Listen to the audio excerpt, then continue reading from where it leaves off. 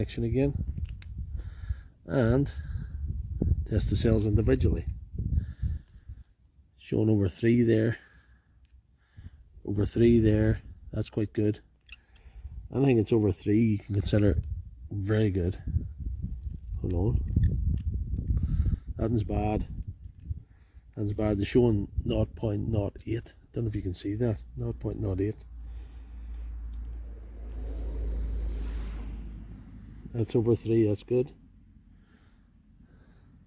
That's over 3. 4. Very good. 4. 4. And last but not least 4. So it's these 2 cells here, this one and this one, that are faulty. These 2. So yeah.